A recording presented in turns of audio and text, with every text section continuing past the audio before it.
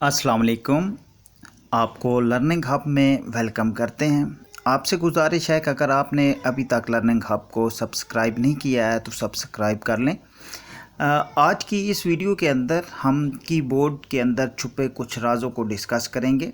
आपको स्क्रीन पे कीबोर्ड नज़र आ रहा है।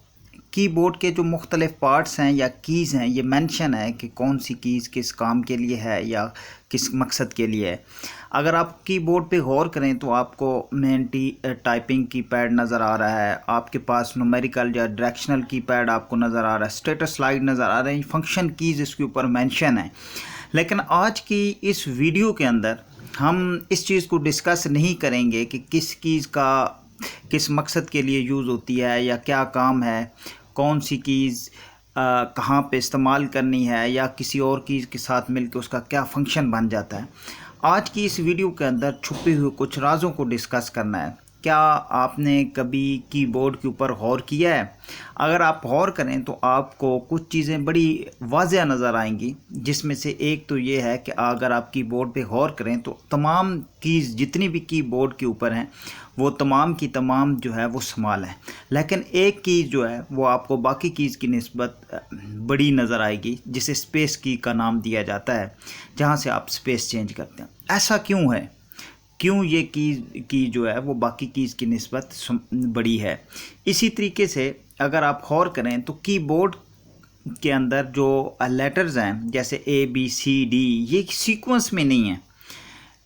सीक्वेंस में रखने की ना रखने की वजह क्या है, ये क्यों सीक्वेंस में नहीं है, इस चीज़ को हम डिस्कस करेंगे। या अगर आप कीबोर्ड के ऊपर गौर करें तो आपको F और H के दरमियान एक छोटा सा उभार नज़र आएगा, यानी इन दोनों कीज़ में आपको उभार नज़र आएगा। इसकी रीज़न क्या है?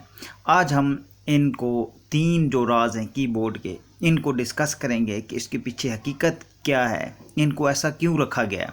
सबसे पहले हम बात करते हैं कि QWERTY की, कि इस सीक्वेंस में कीबोर्ड क्यों है। इसकी पीछे एक बड़ी अहम वजह है। इससे पहले ये था कि टाइपिंग के लिए टाइपराइटर यूज़ होते थे। अब टाइपराइटर पे जो कीज़ की सीक्वेंस थी वो इसी तरीके से थी ABCDEF। उससे क्या होता था कि स्पीड जो है वो बहुत ज़्यादा हो जाती थी। जो टाइपिंग करने वाले लोग थे वो बड़ी तेज़ी के साथ टाइपिंग कर लेते थे। अब इससे हमें ये पता चला कि जो मेन मकसद है इस फॉर्म में कीबोर्ड को रखने की, QWERTY की फॉर्म में, या जिसमें आपके पास ये की सीक्वेंस में नहीं है, इसका मेन मकसद टाइपिंग स्पीड को कम करना है। अब यहाँ पे हैरत इस बात की होती है कि टाइपिंग स्पीड को कम करने का क्या मकसद है। इसके पीछे बहुत बड़ी रीज़न है। जब सीक्वेंस में कीज़ होती थी, लोगों की टाइपिंग स्पीड बहुत तेज़ होती थी, तो उससे क्या होता था, कुछ टाइम के बाद ये कीज़ जैम हो जाती थी। तो इससे बचने के लिए कीबोर्ड की ये सीक्वेंस बनाई गई है। ये मेन रीज़न थी कि आपके पास अल्फ़ाबेटिकल ऑर्डर में या ABCD की फॉर्म में कीबोर्ड क्यों नहीं, कीज़ को क्यों नहीं रखा जाता, ये इसके पीछे मेन रीज़न है। फिर आते हैं इस कीबोर्ड के दूसरे राज की तरफ, जिसके अंदर क्या है कि दो कीज़ के दरमियान उभार रखा जाता है, या दो कीज़ पे अगर आप गौर करें जैसे F पे, तो आपको एक छोटा सा उभार नज़र आएगा। इसकी रीज़न क्या है?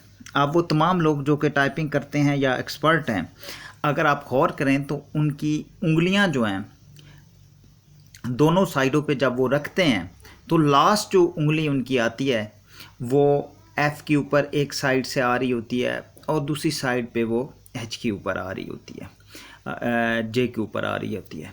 तो इसलिए कि क्योंकि अगर आप फॉर एग्ज़ाम्पल अंधेरे में भी बैठे हैं, तो अंधेरे में अगर आप टाइपिंग करने बैठें तो आपको कैसे पता चलेगा कि आपकी जो उंगलियां हैं वो सही जगह पे हैं, या आपने कीज़ पे उंगलियां रखी, तो ये उभार आपको आइडेंटिफाई करेगा कि आपने जो उंगलियां हैं वो बिल्कुल ठीक जगह पे रखी। दूसरी जो बात है वो ये है कि इससे आपकी, जब आप टाइपिंग बड़ी तेज़ी के साथ करते हैं, आपकी टाइपिंग स्पीड तेज़ होती है, तो आप स्क्रीन की तरफ देख रहे होते हैं, आप कीज़ की तरफ नहीं देख रहे होते।